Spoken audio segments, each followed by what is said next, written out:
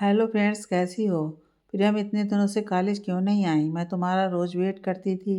स्मृति ने शिकायत के लहजे में कहा। यार क्या करूं मैं, समय ही नहीं मिल पा रहा था। दीदी की शादी थी ना, तो निकलना ही नहीं हुआ। प्रियम ने भी बात टाल दी और बताया, दीदी की शादी अच्छे से हो गई यार, मैं नहीं आ पाई क्योंकि बुआ की लड़की की शादी में गई थी। स्मृति ने शादी में ना आ पाने के कारण दुख जताते हुए कहा। चल कोई ना, और बता, इतना क्यों याद कर रही थी मुझे? प्रियम ने पूछा।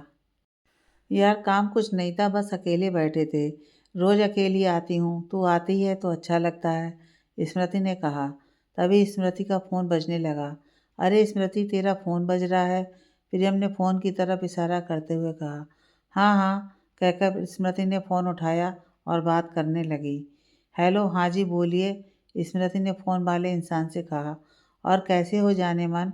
मैं तो अच्छा हूँ, तुम डार्लिंग? मैं भी अच्छी हूँ। और तुमने खाना खा लिया? हाँ मैंने खा लिया, उधर से आवाज़ आई। एक किस दे दो ना, फ़ोन वाले व्यक्ति ने कहा। और स्मृति ने उसके कहने पर फ़ोन पर उस व्यक्ति को किस दे दी।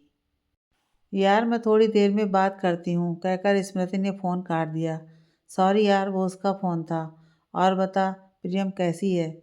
मैं तो ठीक हूँ, पर तू है कि फ़ोन आने पर किसी को देखती नहीं है, प्रियम ने गुस्सा होते हुए कहा। यार नाराज़ मत हो। चल ठीक है, नहीं होती नाराज़, प्रियम ने बात को टालते हुए कहा। और तू अकेली ही बात करती रहती है, हमें भी किसी से मिला दे, हमारी भी सेटिंग करवा दो यार, प्रियम ने मजाक करते हुए कहा। हाँ यार क्यों नहीं, मैं भी देखती हूँ कोई तेरे लिए। चल ठीक है, मैं निकलती हूँ अब, कहकर स्मृति घर के लिए निकल गई। प्रियम भी स्मृति के जाने पर लाइब्रेरी जाके अपनी पढ़ाई करने लगी। स्मृति और प्रियम दोनों बेस्ट फ्रेंड थीं। दोनों ही कानपुर की रहने वाली थीं। कानपुर के ही विश्वविद्यालय से दोनों बीए पढ़ाई कर रही थीं। दोनों की दोस्ती कॉलेज में ही हुई थी। स्मृति के पिता एक स्कूल में प्रिंसिपल के पद पर कार्यरत थे। उसके पिता पर अच्छी खासी ज़मीन थी, तो पैसे की कोई कमी नहीं थी। अमीर घर से थी। स्मृति का बॉयफ्रेंड भी जयपुर में एक मल्टीनेशनल कंपनी में मैनेजर के रूप में कार्यरत था, पर उसका घर भी स्मृति के पास ही कुछ दूरी पर बना हुआ था। इधर प्रियम एक साधारण घर से थी, जिसका अभी तक बॉयफ्रेंड जैसे नाम से कोई लेना देना तक नहीं था। सेकंड क्लास फैमिली से थी। प्रियम अपनी ही दुनिया में खोई रहने वाली। प्रियम 12th पास करके जब कॉलेज में आ चुकी थी, और कॉलेज में ही उसकी मुलाकात स्मृति से हो गई थी। हालांकि प्रियम के घर में कॉलेज में एडमिशन कराते समय बहुत सी हिदायतें दी गईं कि लड़कों से बात मत करना, जिसका बॉयफ्रेंड हो उस लड़की से मतलब मत रखना, ज़्यादा किसी के करीब मत जाना। बहुत हिदायतें जो एक गरीब लोगों के घर में दी जाती हैं। पर कॉलेज में आने के बाद प्रियम को ज़्यादातर ऐसी लड़कियां मिलती जिनका कोई ना कोई बॉयफ्रेंड होता, और बिना बात किए रह जाए प्रियम, ये तो नामुमकिन था। बहुत बोलने की आदत थी प्रियम की, इस कारण उसके कॉलेज की पहली साल ही बहुत फ्रेंड बन गई थी। प्रियम ने उस दिन लाइब्रेरी में बैठकर पढ़ाई की। साथ ही साथ उसे दो चार लड़कियां और मिल गईं फ्रेंड बनाने के लिए। प्रियम जिस जगह जाती, बहुत जल्दी हर किसी के दिल को जीत लेती। कॉलेज खत्म होने के बाद वो अपने घर के लिए निकल गई। फिर कुछ दिन तक वो कॉलेज नहीं आई। एक शाम प्रियम का फ़ोन बजा। प्रियम बेटा, तुम्हारा फ़ोन बज रहा है, प्रियम की मम्मी ने आवाज़ लगाकर प्रियम को बताया। प्रियम ने कॉल रिसीव किया। हेलो कौन? प्रियम ने पूछा। अरे पागल, मैं स्मृति बोल रही हूँ। भूल गई क्या? कुछ दिन नहीं मिले, पहचान भी नहीं रही अब तो तू, स्मृति ने कहा। अरे यार ऐसा नहीं है, तेरा नंबर सेव नहीं था फ़ोन में, तो दिमाग में ही नहीं आया कि तेरा फ़ोन हो सकता है। चल और बता, कैसे याद किया? प्रियम ने स्मृति से पूछते हुए कहा। कल कॉलेज में मिल, फिर कल बताऊंगी। तेरे लिए एक खुशखबरी है, स्मृति ने कॉलेज में आने को कहा। अच्छा, खुशखबरी कैसी? ऐसा क्या हो गया जो खुशखबरी बता रही है तू? प्रियम ने आश्चर्य से पूछा। पहले तो कॉलेज में मिल, तब बताऊंगी। अभी मैं फ़ोन रखती हूँ, बाय। सुन तो प्रियम, कुछ कह पाती, स्मृति ने फ़ोन काट दिया। प्रियम ने माता का व्रत रखा हुआ था, इस कारण प्रियम की माँ ने उपवास में उसके कॉलेज जाने के लिए मना कर दिया। तो प्रियम अपनी मम्मी का कहना टाल नहीं पाई। फिर वो 9 दिन कॉलेज नहीं गई। 10वें दिन जैसे प्रियम का व्रत खोला तो वह कॉलेज गई। कॉलेज में उसकी मुलाकात सबसे पहले स्मृति से हुई। तुझे कब बोला था मैडम जी मैंने कॉलेज आने के लिए? अपनी मर्जी से कभी भी आ जाती है। मैंने कहा तब आई नहीं। स्मृति ने शिकायती लहजे में कहा। अरे यार मेरा व्रत था, तो मम्मी ने आने से मना किया था तो मैं कैसे आती? तू भी क्या नाराज़ होती है? इसमें भी कोई नाराज़ होने की बात है? प्रियम ने स्मृति को कारण बताते हुए कहा। चल नहीं होती नाराज़, आ पहले लाइब्रेरी में चल। स्मृति प्रियम का हाथ पकड़कर उसे लाइब्रेरी में ले गई। ये बता, तू उस दिन कोई खुशखबरी दे रही थी, अब बता क्या बात थी? उस दिन, प्रियम ने स्मृति को याद दिलाते हुए कहा। वही तो बताने यहाँ लाई हूँ, ये देख कैसा लग रहा है तुझे? स्मृति ने एक लड़के की फ़ोटो दिखाते हुए कहा। अच्छा तो है, पर तू मुझे क्यों दिखा रही है? प्रियम ने अचंभा करते हुए कहा। यार तूने बोला था ना उस दिन कि तेरी भी कोई सेटिंग करवा दूँ, मैं इसलिए तुझे ये फ़ोटो दिखा रही हूँ। स्मृति की बात सुनकर प्रियम को जैसे झटका सा लगा। तेरा दिमाग तो सही है स्मृति, तूने सोच भी कैसे लिया कि मैं कोई बॉयफ्रेंड बनाऊँगी? मैंने सिर्फ तुझसे मजाक में कहा था और तूने वो मजाक इतना सीरियस ले लिया। प्रियम ने स्मृति पर गुस्सा होते हुए कहा। क्या तू मजाक कर रही थी? तू पागल तो नहीं है? ऐसी बातें कौन मजाक में करता है? स्मृति ने कहा। दोस्तों से कोई भी मजाक किया जा सकता है, समझी? प्रियम ने कहा। मुझे क्या पता था कि तू मजाक कर रही है, पर मैंने तो विनय से बात की थी, तो उनके बॉस को तू पसंद आ गई। उन्होंने रिलेशनशिप में आने के लिए कहा है। स्मृति ने कहा। एक मिनट, ये विनय कौन है? प्रियम ने पूछा। अरे मेरा बॉयफ्रेंड है और उसी के बॉस को तू अच्छी लगी है। स्मृति ने बात बताते हुए कहा। उसका बॉस मुझे कैसे जानता है? प्रियम ने पूछा। बताओ स्मृति, विनय का बॉस मुझे कैसे जानता है? जहाँ तक मुझे पता है तेरा बॉयफ्रेंड तो शायद जयपुर से है ना, तो फिर वो मुझे कैसे जानता है? यार मैंने तुम्हारी फ़ोटो विनय को दी थी, स्मृति ने बताया। क्या तूने मेरा फ़ोटो भेज दिया मुझे बिना बताए? यार मुझसे एक बार पूछ तो लेती। यार इसमें पूछना क्या, तू ही तो कहा था कि तेरी सेटिंग करवा दूँ, तो मैंने कहा विनय से, और उसका बॉस भी सिंगल था तो उसने हाँ बोल दिया। स्मृति ने गुस्से में कहा। अगर तूने विनय से बात कर ली है तो बॉस से भी तू ही करना, समझी? प्रियम ने गुस्से से कहा और वहाँ से जाने लगी। तभी स्मृति ने उसका हाथ पकड़ लिया। यार कैसी बातें कर रही है प्रियम तो? जरा सोच, अगर विनय ने अपने बॉस से अब मना किया तो उसकी क्या इमेज रह जाएगी? तुझे बात ही तो करना है तो कर लेना यार, इसमें इतने क्या नखरे हैं? आज के ज़माने में बॉयफ्रेंड नॉर्मल बात है। नॉर्मल बात होगी तेरे लिए, पर मेरे लिए ऐसा नहीं है, समझी? और मेरा हाथ छोड़ और मुझे जाने दे। प्रियम ने गुस्से में कहा। यार समझने की कोशिश कर, अगर अब मैंने विनय से मना किया तो मेरी क्या इमेज होगी उसकी नज़र में? क्या सोचेगा मेरे बारे में? और फिर यह भी तो सोच, वो एक कंपनी का मालिक है, तू जैसा कहेगी वो वैसा ही करेगा। तुझे बात ही तो करना है, स्मृति ने कहा। यार बिना प्यार के किसी को धोखा देना गलत होगा, प्रियम ने कहा। तुझे मेरी कसम है, एक बार बात कर ले, देख ले, शायद तुझे अच्छा लगे। स्मृति की बात सुनकर प्रियम थोड़ी नॉर्मल हो जाती है। देख तेरी इज्जत का सवाल है तो मैं बात तो कर लूँगी, पर मिलने की मत कहना ना। उन चीज़ों की जो तू विनय के साथ फ़ोन पर करती है, मुझे ये सब पसंद नहीं है, समझी? प्रियम ने कहा। ठीक है, जैसी तेरी मर्ज़ी, जब तू नहीं चाहेगी तब तक कुछ नहीं होगा।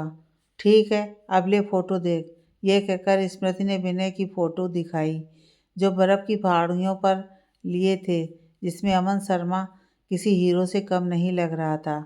अमन शर्मा जो जयपुर में जेसीबी कंपनी के मालिक थे। अपनी कम उम्र में उन्होंने बहुत बड़ी उपलब्धि हासिल कर ली थी, पर उनकी आज तक कोई गर्लफ्रेंड नहीं थी, ना उनकी शादी हुई थी।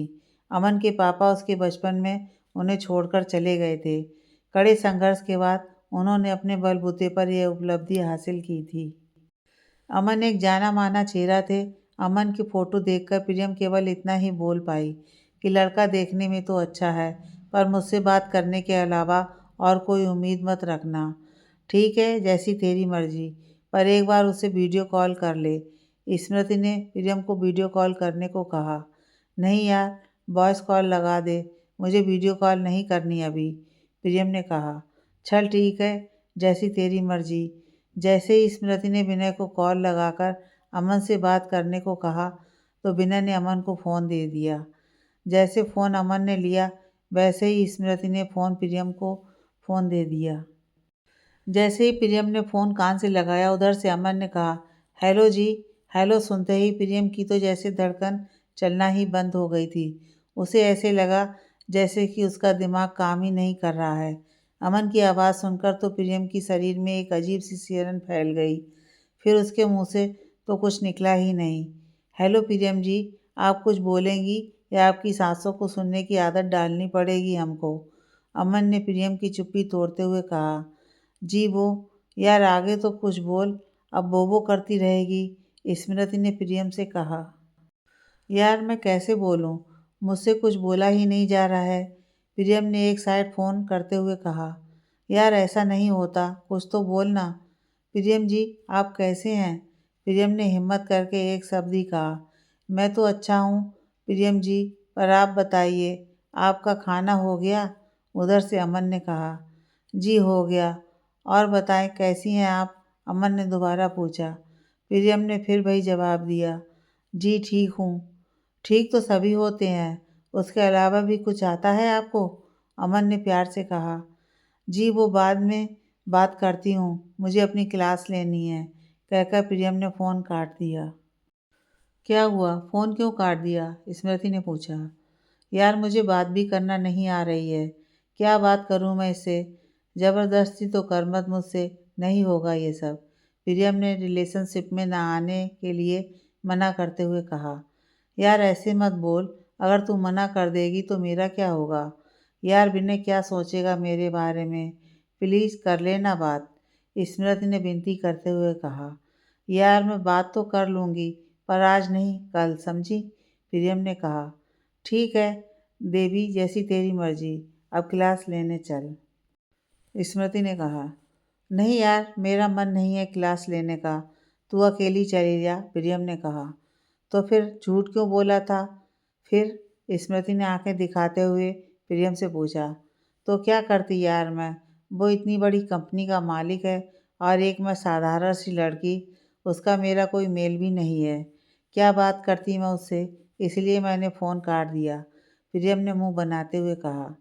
ठीक है, मैं फिर चलती हूँ घर, क्लास तू ले ले, मैं कल आके ले लूँगी, प्रियम ने घर जाते हुए कहा। पहले नंबर तो लेती जा, एक बार उसे फ़ोन कर लेना घर पहुंचकर, ठीक है? स्मृति ने प्रियम को रोकते हुए कहा। चल ठीक है, दे नंबर। प्रियम अमन का नंबर लेकर अपने घर के लिए निकल गई। प्रियम अब रास्ते में जा रही थी तो उसके मन में बार बार अमन की आवाज़ ही गूंज रही थी। वो मन ही मन सोच रही थी कि उसकी आवाज़ कितनी अच्छी थी ना। कभी उसकी आवाज़ सोचती तो कभी सोचती कि वो इतना सुंदर है और इतना बड़ा आदमी, क्या उसे पसंद आऊंगी? बस यही सोचते प्रियम अपने घर पहुंच गई। रोज की तरह उसने अपना बैग रखा और कपड़े चेंज किए और अपनी मम्मी से बातें करने लगी। ना चाहकर भी प्रियम अमन के बारे में सोच रही थी। क्या पता कैसा लगता होगा देखने में। फोटो में तो बहुत सुंदर था, सामने न जाने कैसा होगा। यह सब सोच रही थी कि तभी प्रियम की परछाई ने उसे रोका। यह सब करने के लिए तेरे पापा तुझे कॉलेज भेजते हैं, केवल बात ही करनी है तुझे उससे, केवल उसका मन रखने के लिए, समझी? उसके ख्यालों में नहीं खोना है। यार मैं अपने स्वार्थ के लिए किसी के दिल के साथ नहीं खेल सकती हूँ, प्रियम की परछाई ने उसे फिर रोका। यार मुझे नहीं पता कि मुझे करना क्या है, प्रियम ने खुद के ख्यालों से निकलते हुए कहा। जैसे भी है वो ठीक है, मुझे नहीं सोचना उसके बारे में। प्रियम की पहली बार ही बात हुई थी अमन से, पर प्रियम के मन ही मन में कुछ न कुछ चलने लगा। न चाहते हुए भी उसका दिल मचलने लगा था। दूसरे दिन फिर से प्रियम कॉलेज गई। उस दिन वो क्लास लगने से पहले ही कॉलेज पहुंच गई थी। कॉलेज पहुंचते ही प्रियम ने सबसे पहले अमन के लिए कॉल लगाया। हेलो, प्रियम ने झिझकते हुए बोला। जी हेलो, कौन? उधर से अमन ने पूछा। जी मैं प्रियम बोल रही हूँ। Oh sorry, I am sorry. Priyam ji, वो मैंने आपके नंबर पर ध्यान नहीं दिया। और बताएं, आप कैसी हैं? अमन प्रियम के बारे में पूछा। जी ठीक हूँ मैं। हाँ, तो क्या आपने मुझे देखा है कि बिना देखे ही बात कर रही हैं? अमन ने मज़े लेते हुए कहा। जी हाँ, वो नहीं, मेरा मतलब है कि देखी है फ़ोटो, प्रियम ने झिझकते हुए कहा। तो आप इतनी घबरा क्यों रही हैं? शर्माने की ज़रूरत नहीं है मुझसे। प्रियम जी, वैसे हमें तो अब साथ ही रहना है, तो झिझकना कैसा? सही कहा ना मैंने प्रियम जी? अमन ने प्रियम से पूछते हुए कहा। जी हाँ, सही कहा।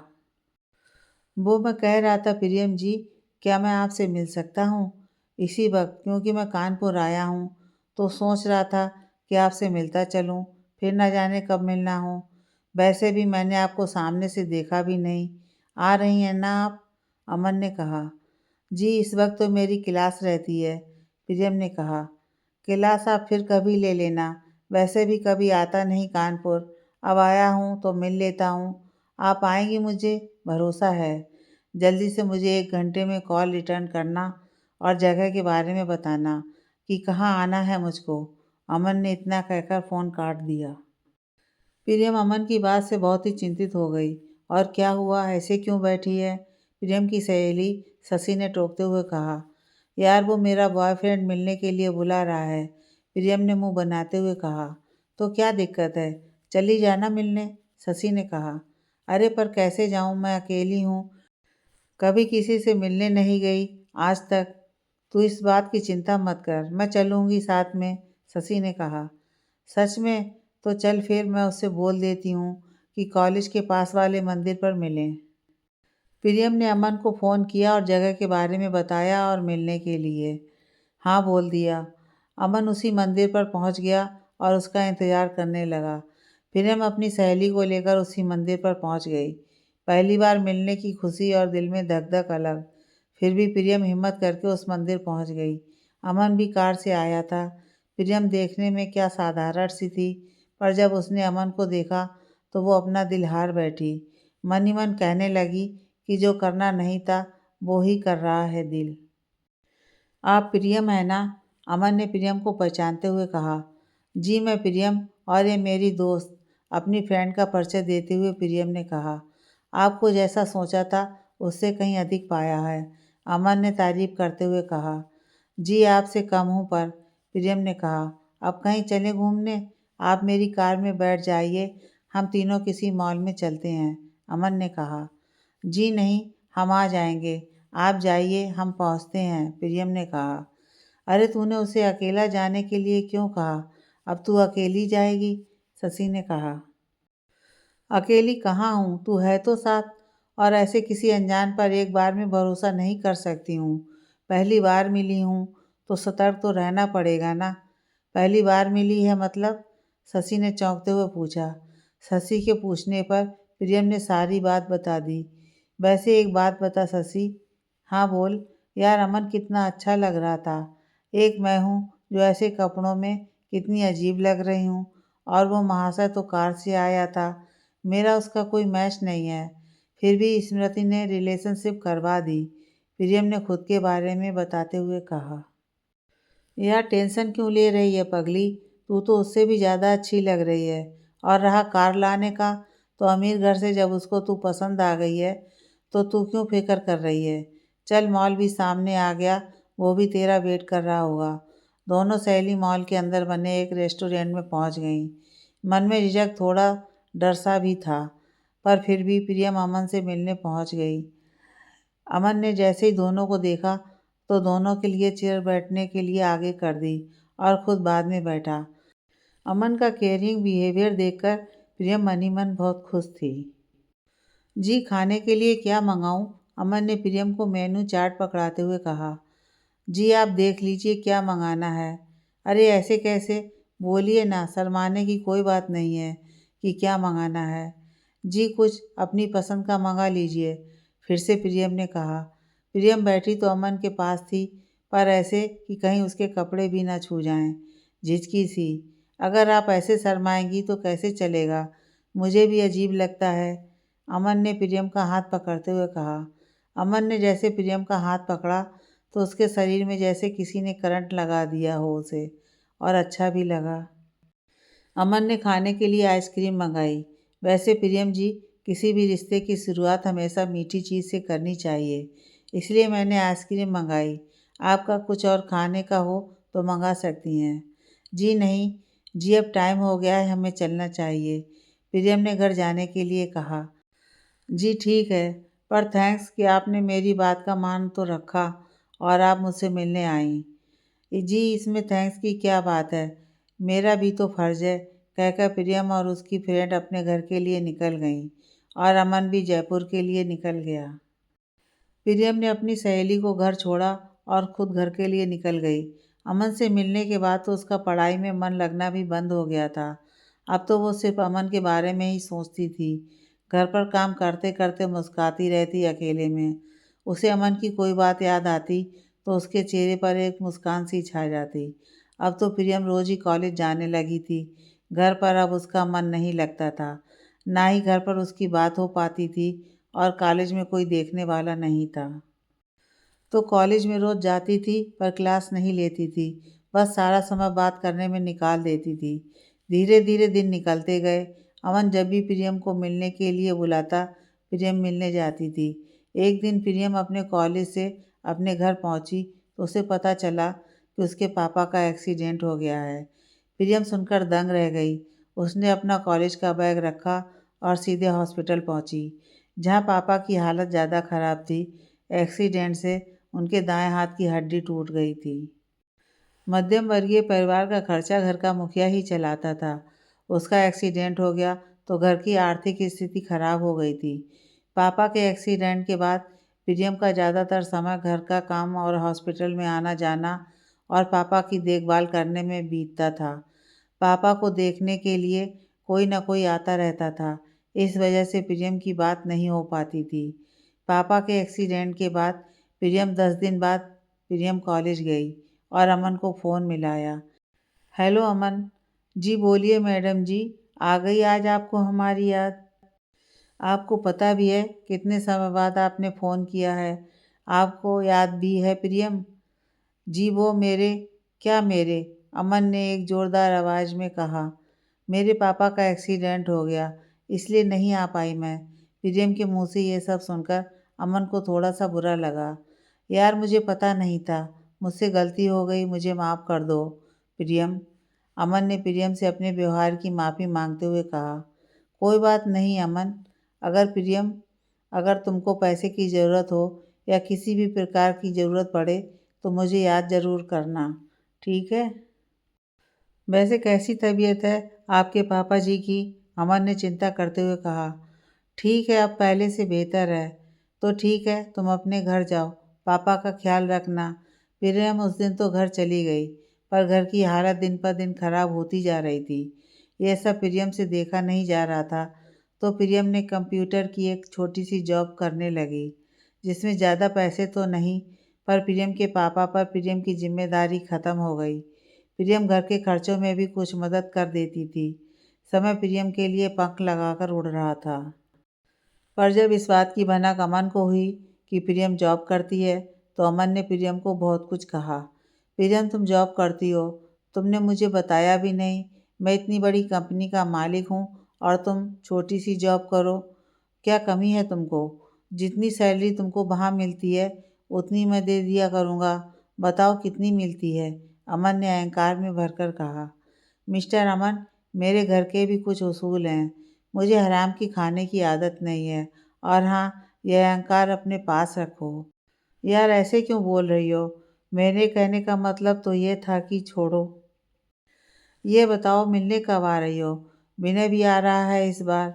मैं सोच रहा हूँ मैं भी आ जाता हूँ मिलने के लिए, तुम्हें देखा भी नहीं है। इस बार रूम में मिलेंगे। ठीक है, स्मृति के साथ आ जाना, अमन ने मिलने के लिए कहा। ठीक है, मैं जॉब से समय निकाल कर आ जाऊँगी। ठीक है कहकर अमन ने फ़ोन रख दिया। प्रियम अभी तक रूम में मिलने का मतलब नहीं समझती थी, जिसने मिलने के लिए हाँ भी कर दिया। अमन के कहे अनुसार स्मृति के साथ प्रियम अमन से मिलने उस जगह पहुंच गई। अमन प्रियम को बहुत आदर सम्मान से कमरे में ले गया। बिना अलग कमरे में स्मृति के साथ था और प्रियम अमन के साथ अलग रूम में। प्रियम की बात करते करते और मिलते मिलते शर्म खुल गई तो उसे मिलने में ज़्यादा दिक्कत नहीं हुई। प्रियम कमरे में आते ही बहुत सी बातें करने लगी। अमन पीने के लिए ड्रिंक ले आया जो प्रियम को बिल्कुल पसंद नहीं थी, पर प्रियम ने कुछ नहीं कहा। और मैडम बड़ी हॉट लग रही हो आज तो। ऐसा सब सुनकर प्रियम को थोड़ा अजीब सा लगा। अमन ने प्रियम की कमर पकड़ी और बिस्तर पर लिटा दिया। यह क्या कर रहे हो अमन? कुछ नहीं, बस तुम्हारे रसीले होठों का पान करना चाहता हूँ, अमन ने प्रियम की तरफ बढ़ते हुए कहा। देखो अमन, मुझसे दूर रहना। अगर मुझे ये पता होता तो मैं तुम्हारे साथ आती ही नहीं। देखो मेरे पास मत आओ अमन, वरना तुम जानते हो मैं दोबारा तुमसे मिलने नहीं आऊँगी। तुम आओगी मुझसे मिलने। प्रियम के लाख मना करने पर भी अमन ने अपने बात के आगे प्रियम की कोई बात नहीं सुनी और अपने मन की करते हुए प्रियम की बाहों को जकड़कर उसके होंठ से जा लगा। प्रियम ने बहुत कोशिश की तब उसे खुद से दूर किया और रोने लगी। अब तुम क्यों रो रही हो? अभी तो मैंने कुछ किया भी नहीं तुम्हारे साथ। तुम ऐसे रो रही हो जैसे न जाने क्या कर दिया मैंने। प्यार में तो ये सब होता ही है। रिलैक्स जाने मन। बदतमीजी में अमन सारी बातें कहे जा रहा था, पर प्रियम को आज बहुत ही अपमान महसूस हुआ था। उसे ऐसा लगा कि वो अपने प्यार से मिलने नहीं, किसी हवस के पुजारी से मिलने आई है। प्रियम शांत रही। कमरे में जितना समय रुकना था प्रियम रुकी और फिर अमन ने उसे कॉलेज छोड़ दिया। कॉलेज पहुंचकर प्रियम अमन से कभी न मिलने के इरादे से अपने घर के लिए निकल गई। दूसरे दिन प्रियम कॉलेज तो आई, पर उसने क्लास ली और कुछ देर पढ़ाई की और अपने घर के लिए निकल गई। अब यही होने लगा था। प्रियम को याद तो आती थी, पर वो भटक गई है, उसे यह भी समझ आ गया। अमन को जब पता चला कि प्रियम कॉलेज तो आती है पर बात नहीं करती, तो अमन कॉलेज समय पर प्रियम को फ़ोन लगाया और शिकायत के लहजे में कहा, तुम बात क्यों नहीं करती अब मुझसे? क्या होगा बात करने से?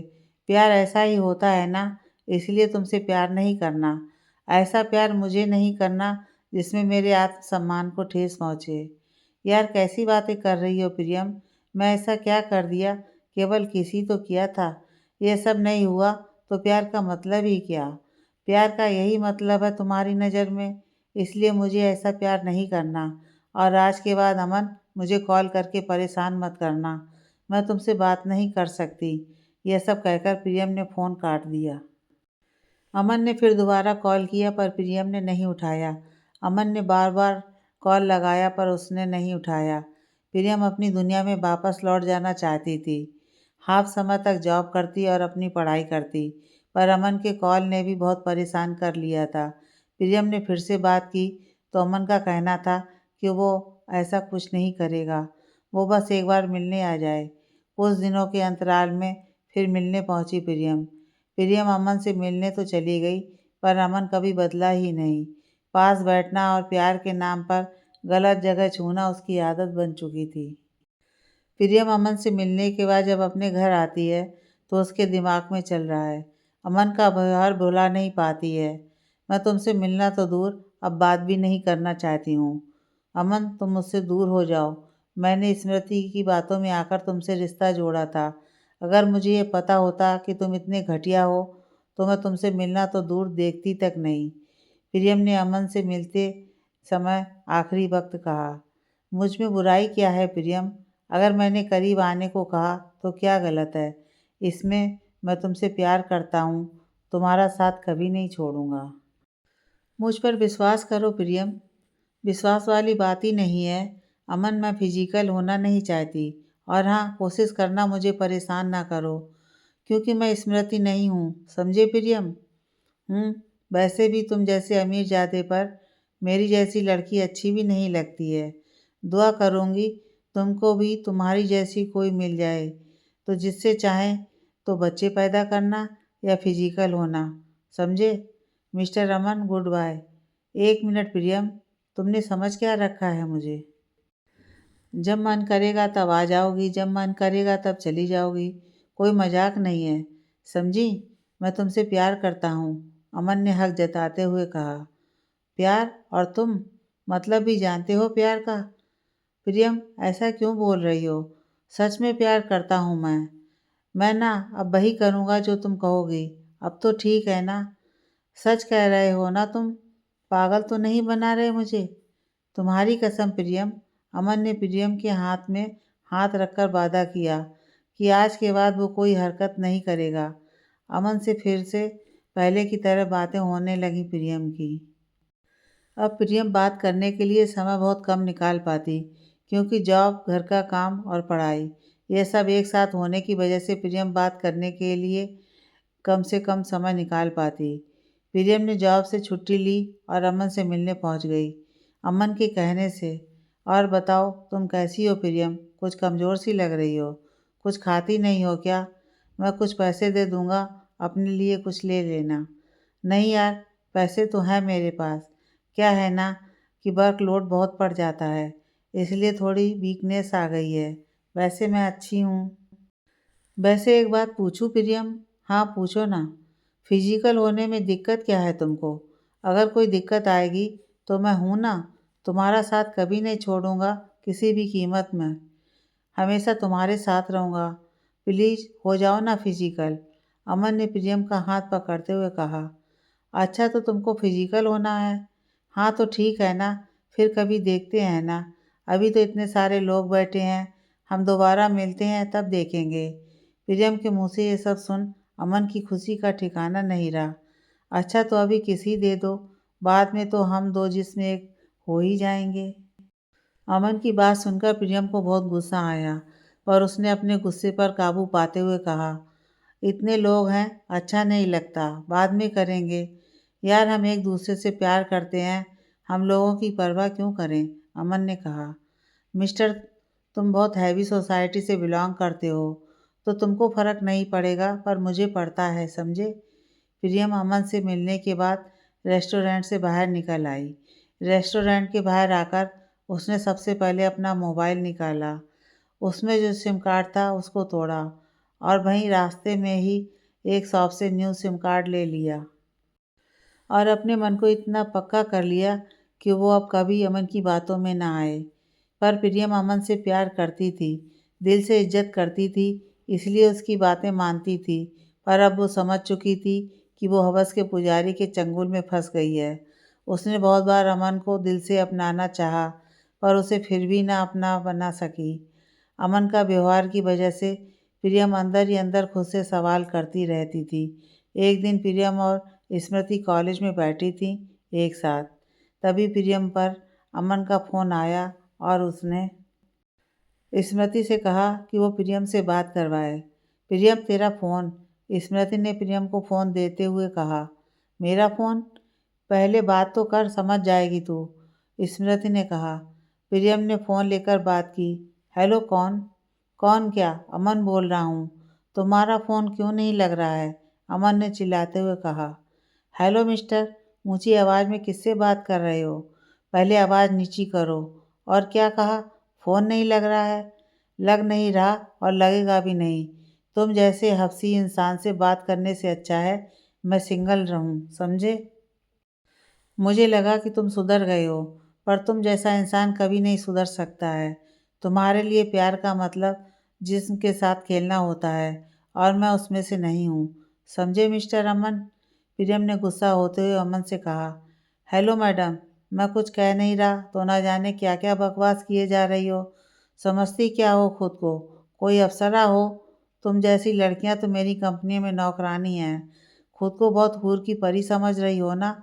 गलती तो मेरी ही है, तुम जैसी लड़की को अपना बनाया, जिसे ना रहने का तरीका पता, ना जीने का।